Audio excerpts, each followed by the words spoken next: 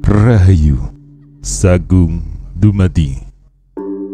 Masih bersama kami di channel Babat Nusantara. Pada kesempatan kali ini akan melanjutkan cerita Krisnogo Sostro Sabu Inten bagian ke-41. Perasaan Gajah Sora dan Maisa Jenar juga menjadi geli bercampur heran. Kenapa Ki Ageng Sora Dipayana begitu yakin bahwa cara perkenalan yang aneh itu tidak akan membawa akibat yang dapat berbahaya? Sebab rupanya dengan memberi banyak petunjuk kepada Maisa Jenar, Ki Ageng Sora Dipayana memang bermaksud untuk mempertemukannya dengan Gajah Sora yang kebetulan juga sedang disuruhnya mengambil kedua pusaka itu tanpa memberitahukan terlebih dahulu. Dengan wajah-wajah yang demikian, apabila mereka singgah di Pangrantunan, tentu akan menimbulkan kecurigaan, baik kepada mereka sendiri maupun kepada Ki Ageng Sora Dipayana yang menyamar sebagai seorang petani miskin. Karena itu, mereka berketetapan hati untuk melangsungkan saja perjalanan mereka ke Banyu Biru. Pada malam berikutnya, mereka bermalam pula di tengah-tengah hutan. Sengaja mereka tidak menuruti jalan ke Bergota karena mereka merasa bahwa barang-barang yang mereka bawa adalah bukan barang biasa, yang apabila sampai diketahui orang akan dapat banyak menimbulkan kerepotan. Seperti juga malam kemarin, karena lelah dan mereka belum pulih seluruhnya, Gajah Sora dan Maisa Jenar demikian meletakkan tubuhnya, demikian mereka mendengkur nyenyak sekali. Tetapi malam ini ternyata tidak setentram malam kemarin. Belum lagi mereka melampaui tengah malam, mendadak terasa tubuh mereka dikenai sesuatu. Gajah Sora dan Maisa Jenar adalah orang-orang yang pernah mengalami latihan-latihan jasmania maupun kesiagaan batin. Maka demikian tubuh mereka kena sentuhan yang tidak wajar, demikian mereka meloncat berdiri dan dalam sekejap mereka telah bersiaga. Tepat pada saatnya terdengarlah gemerisik dedaunan di samping mereka, dan dengan suatu auman yang dahsyat meloncatlah seekor harimau hitam yang besarnya bukan kepalang, menerkam Maisa Jenar.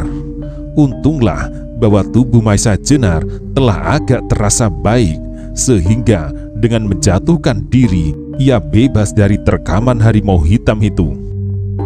Bahkan tiba-tiba menjadi marah sekali atas gangguan yang mendadak datangnya. Karena itu, ia tidak menanti lebih lama. Saat itu pula, segera ia mengatur jalan pernafasan menurut ajaran gurunya, menyilangkan tangan kirinya di muka dada serta mengangkat tangan kanannya. Satu kakinya ditekuk ke depan, dan dengan menggeram penuh kemarahan, ia meloncat ke arah harimau yang baru saja menjejakkan kakinya ke atas tanah itu, berbareng dengan mengayunkan pukulan Sosro Birowo. Tetapi ketika tangannya sudah hampir menyentuh tubuh harimau itu, tiba-tiba dengan gerakan aneh harimau itu berguling. Harimau itu berguling-guling tangkas sekali, sehingga pukulan Maisa Jenar yang dilambari kekuatan ilmu Sosro Birowo itu tidak mengenai sasarannya. Dengan demikian, ia terseret oleh kekuatannya sendiri, sehingga hampir saja ia kehilangan keseimbangan.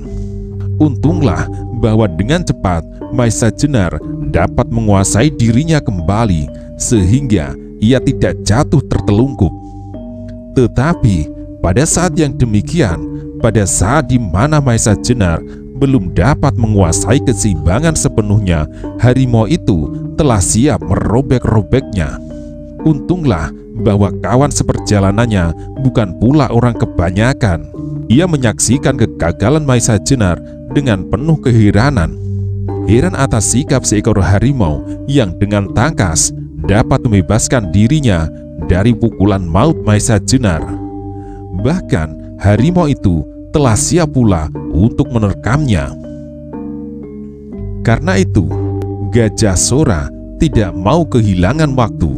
Cepat seperti kilat, ia meloncat sambil merentangkan tangannya yang sesaat kemudian telah menyelang dadanya dengan suatu gerakan melingkar lewat atas kepalanya. Ia menghantam harimau itu dengan dahsyatnya.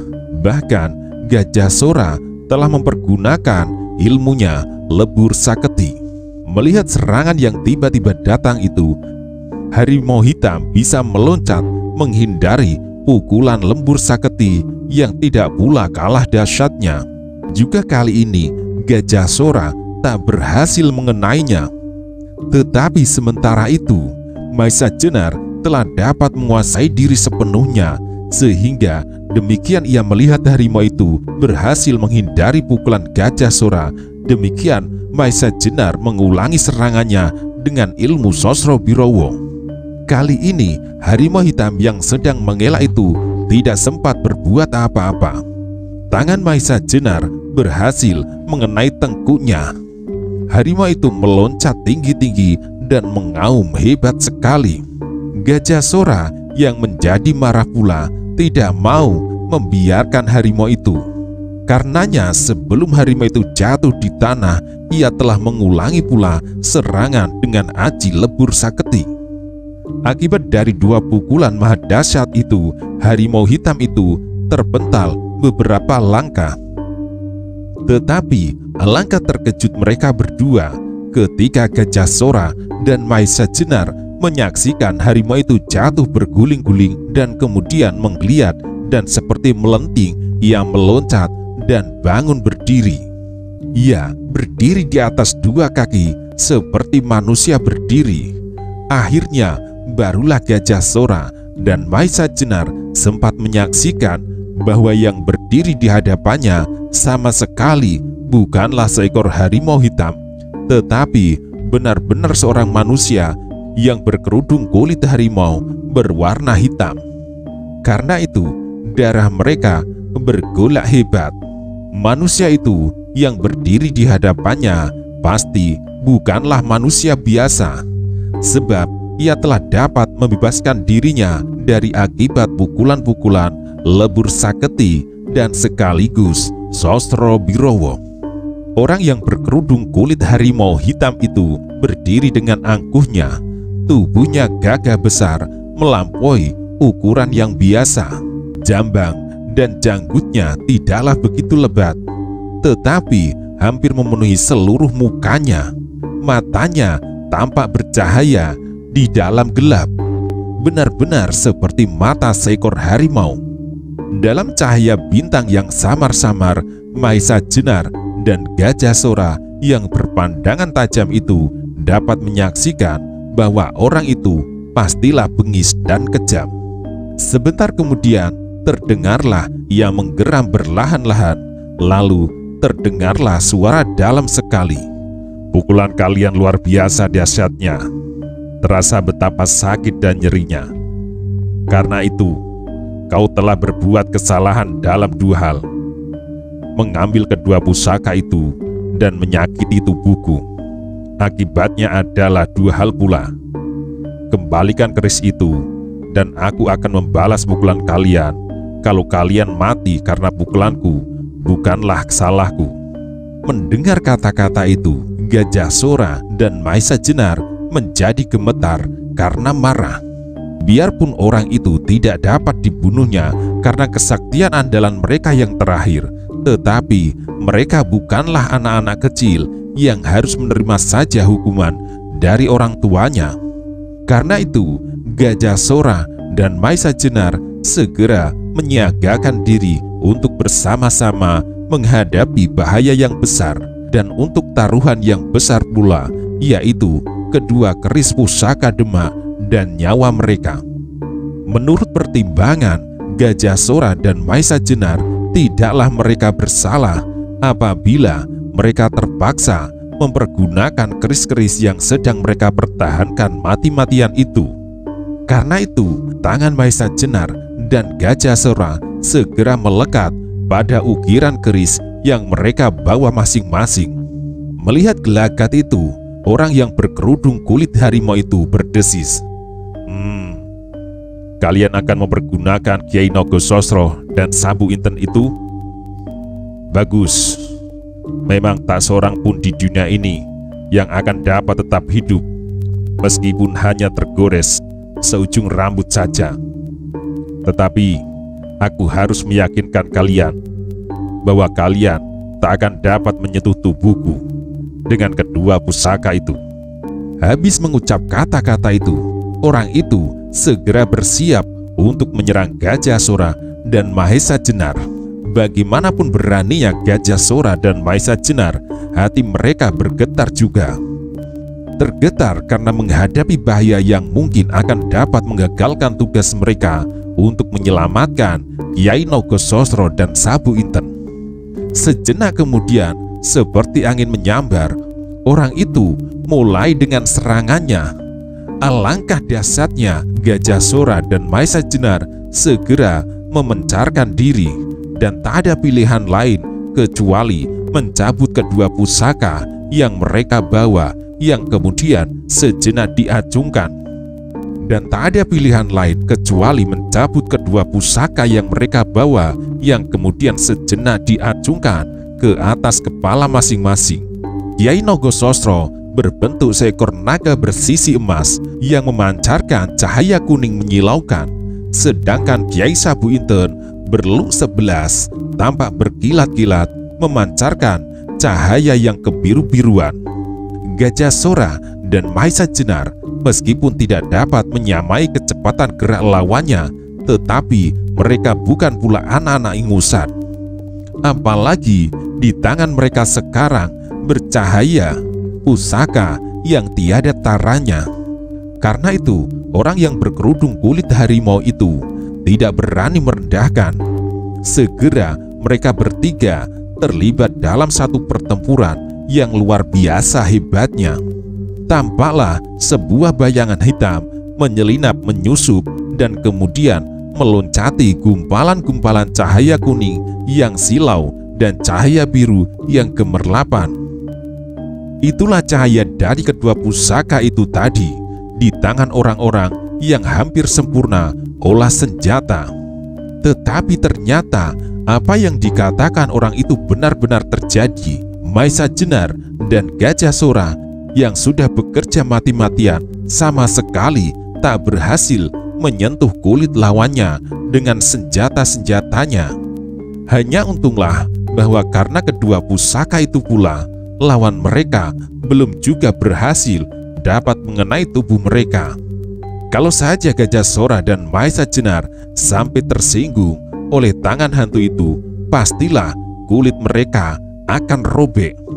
Akhirnya, ketika pertempuran itu sudah berlangsung beberapa saat dan masih saja Gajah Sora dan Maesa Jenar memberikan perlawanan yang sengit, orang-orang yang berkerudung kulit harimau itu tidak sabar lagi.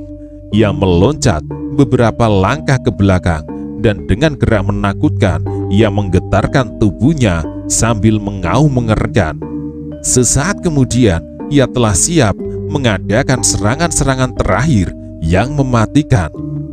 Meskipun Gajah Sora dan Maesa Jenar tidak mengerti arti dari gerakan-gerakan itu, mereka yakin bahwa saat yang menentukan segera akan tiba. Gajah Sora dan Maesa Jenar pun segera mempersiapkan diri. Mereka berdiri kira-kira berjarak 3-4 langkah yang dapat dicapainya dalam satu loncatan. Mereka sudah bertekad untuk bertempur sampai kemungkinan yang terakhir.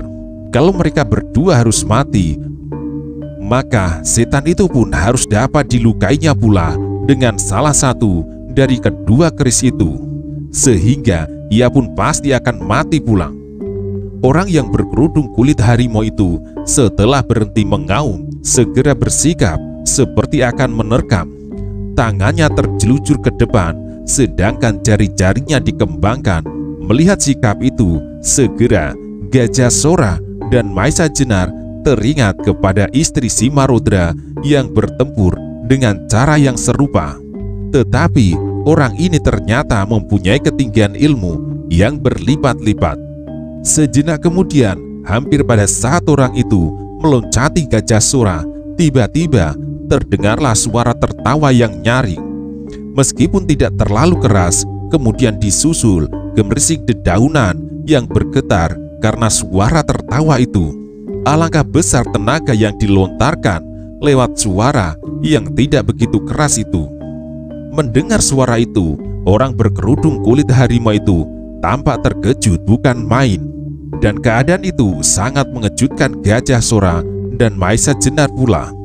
Mereka telah terkejut karena getaran suara itu disusul oleh sikap orang yang berkerudung itu. Orang berkerudung itu kemudian menegakkan kepalanya. Ia menggeram hebat menunjukkan kemarahannya. Kemudian terdengar ia berkata, "Apa kepentinganmu dengan mengganggu pekerjaanku?" Dan terdengarlah jawaban yang lunak halus, hampir seperti suara perempuan. "Terhadap anak-anak itu, kau sudah akan mempergunakan aji macan liwung?" katanya. "Apa pedulimu?" jawab orang itu. "Banyak kepentinganku atasnya. Mereka adalah murid-murid sahabatku. Dan bukankah persoalan itu adalah persoalan anak-anak? Sebaiknya orang tua tidak usah ikut campur," jawab suara itu. "Sebaiknya kau mengurus kepentinganmu sendiri," sahut orang yang berkerudung itu. "Ini juga termasuk kepentinganku," jawab suara itu. "Aku tidak pedulikan kau," potong orang berkerudung itu. "Tetapi aku mempedulikan kau. Kalau kau memaksa pula untuk mencampuri perkara anak-anak, baiklah, kita yang tua-tua ini membuka permainan sendiri. Sedang anak-anak, biarlah mereka belajar menyelesaikan masalahnya sendiri. Gila, selama kau gila, kau berharap dapat mengalahkan aku sekarang? Tidak, aku tahu bahwa aku tak akan mengalahkan kau. Tetapi setidak-tidaknya kau juga tidak akan dapat mengalahkan aku. Dan permainan itu akan memberikan kesempatan kepada anak-anak itu untuk berlindung kepada bapak-bapaknya. Karena ada seorang bapak telah ikut campur pula," jawab orang itu. Suara orang asing yang lunak dan mirip suara perempuan itu terang berasal dari belakang Gajah Sora dan Maisa Jenar. Meskipun demikian, Gajah Sora dan Maisa Jenar tidak berani menoleh ke belakang. Mereka tahu bahwa orang itu pasti tidak akan bermaksud jahat. Sebab kalau demikian, sudah sejak tadi ia dapat membunuhnya dari arah punggung. Apalagi ketika mereka berdua mendengar pembiarannya dengan orang-orang berkerudung itu, hati mereka seperti disiram embun. Tetapi meskipun demikian, mereka hampir tak berani berkedip. Sebab setiap saat orang yang berkerudung itu dapat meloncatinya dan merebut pusaka-pusaka itu yang barangkali malahan dapat dipergunakan untuk melawan orang yang berada di belakangnya itu. Sebentar kemudian, kembali orang berkerudung itu menggeram.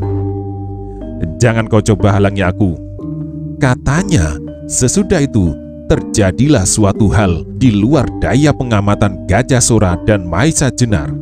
Meskipun mereka berdua termasuk orang-orang yang disegani karena kesaktiannya, tetapi mereka sama sekali tidak dapat menangkap gerakan orang berkerudung itu. Apa yang dilihatnya hanyalah seperti pancaran kilat yang membelah langit.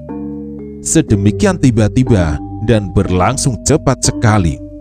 Orang berkerudung itu tahu-tahu rasanya sudah melekat di pelupuk mata Gajah Sora. Kemudian segera disusul dengan peristiwa yang sama cepatnya. Sebuah benturan yang luar biasa dahsyat terjadi di hadapan mata Gajah Sora dan Maisa Jenar tanpa dapat diketahui permulaannya. Apa yang mereka ketahui kemudian adalah orang berkerudung itu telah berdiri berhadap-hadapan dengan seorang yang berkawakan kecil itu. Sikapnya pun mirip dengan suaranya, sama sekali tidak gagah dan garang, tetapi justru mirip sikap seorang perempuan. Orang itu berdiri dengan tubuh masih bergetar di antara Gajah Sora dan Maisa Jenar, dan yang di hadapannya berdiri orang berkerudung itu yang juga tampak sedang berusaha menguasai keseimbangannya. "Kau benar-benar akan mencampuri urusanku?" bentak orang berkerudung itu. "Sudah aku katakan sejak tadi," jawab orang yang mirip dengan perempuan itu. Kemudian tampaklah orang berkerudung itu memandangi berganti-ganti Gajah Sora, Maisa Jenar, dan orang asing itu. Mukanya yang hampir seluruhnya ditumbuhi rambut yang jarang-jarang itu tampak berkerut. Lalu katanya dengan suara parau, "Baiklah, aku tidak dapat melawan kalian bertiga. Tetapi jangan mengira bahwa aku telah melepaskan kepentinganku atas kedua anak-anak yang bermain-main dengan pusaka itu." Setelah berkata demikian, segera ia meloncat tak ubahnya seekor harimau dan kemudian menyusup lenyap di gerumbulan liar. Setelah orang berkerudung itu tidak tampak lagi, berkatalah orang asing itu kepada Gajah Sora dan Maisa Jenar, "Guru kalian ternyata kurang hati-hati. Untunglah aku melihat harimau itu sedang kalian tidur nyenyak, sehingga aku terpaksa membangunkan kalian dengan batu. Seharusnya guru kalian tidak melepaskan kalian tanpa pengawasannya." Gajah Sora dan Maisa Jenar kemudian dengan membungkuk hormat mengucapkan terima kasih yang sebesar-besarnya, dan dengan agak berdebar-debar Gajah Sora mencoba bertanya, "Bolehkah aku mengetahui siapa Tuan?" Orang itu tersenyum. "Tidaklah gurumu pernah bercerita tentang aku?" jawabnya. Gajah Sora mengernyitkan alisnya sambil mengingat-ingat cerita gurunya tentang sahabat-sahabatnya. Maisa Jenar juga mencoba menebak-nebak siapakah kiranya yang berdiri di hadapannya itu. Tiba-tiba mereka hampir bersamaan teringat kepada cerita guru masing-masing. Pendekar sakti yang menurut istilah guru mereka sama sekali tampangnya tak berarti. Mungkin orang inilah yang dimaksud. Maka dengan hampir bersamaan pula mereka mengucapkan sebuah nama. "Tuankah yang bergelar Titis Anganten dari Banyuwangi?" Kembali orang itu tersenyum. "Nah, ternyata kalian kenal aku. Guru-gurumu pasti pernah berkata tentang orang-orang yang tampangnya tak berarti," jawabnya lagi. Lalu terdengarlah ia tertawa nyaring. "Aku dengar Kakang Pengging Sepuh telah wafat," katanya tiba-tiba kepada Maisa Jenar.